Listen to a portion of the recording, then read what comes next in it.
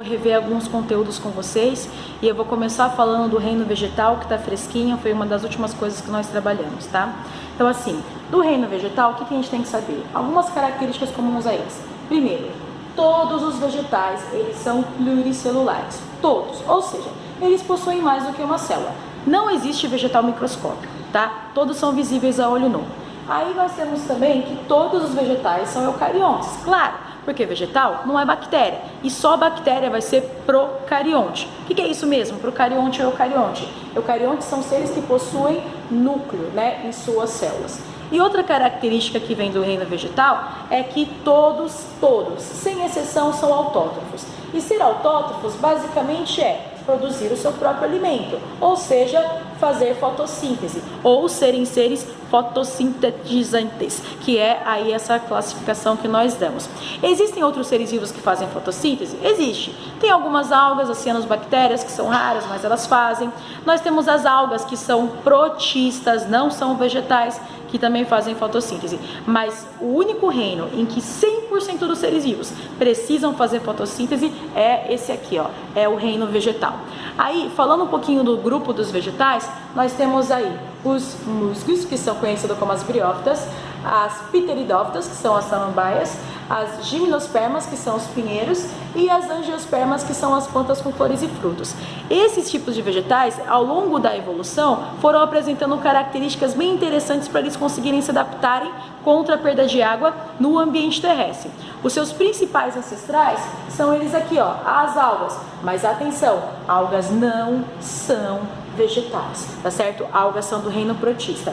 E as algas, elas não possuem uma coisa que surgiu ao longo da evolução, chamada de estômato e cutícula, que quando, a partir do momento, surgiram os estômatos e as cutículas, aí eu não tenho mais as algas, eu tenho um novo grupo florescendo no reino vegetal, que é o grupo das briófitas, que são plantas bem pequenininhas, mirradinhas, tem em torno de 1 a 3 centímetros, elas são muito pequenininhas, porque elas não possuem isso daqui, ó, vasos condutores, que é a próxima adaptação.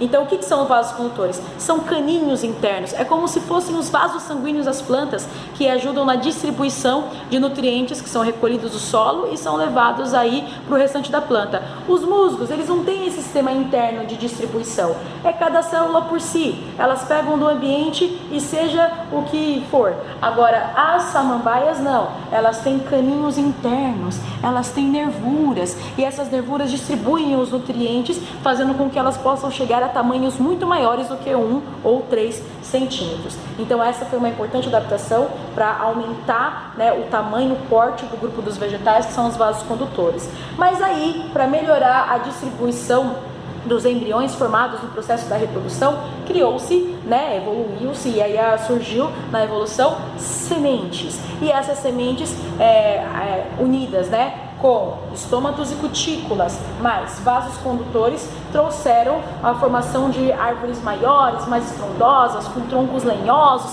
que seriam aí os pinheiros, conhecidos como as gimnospermas. E em seguida, nós temos aqui, ó, as plantas com flores e frutos, conhecidas como as angiospermas, que são as plantas que possuem aí flores e frutos. Então, que vai ser essa grande adaptação para poder melhorar o processo de polinização, né, para distribuição de grãos de pólen, para ter mais fertilização, e frutos para o animal ir lá pegar, comer o fruto e depois disseminar a semente, e essa semente cair longe da planta mãe, da planta original, e aí ter mais dispersão desses embriões. Então, esses são os principais grupos aí do reino vegetal. Começando então com, primeiro, briófitas, depois pteridófitas, depois gimnospermas e por último as angiospermas, que são as plantas com flores e frutos, que são essas daqui, beleza? E as adaptações são importantes, porque assim, o que surgiu primeiro em briófitas continua surgindo no restante da linha evolutiva.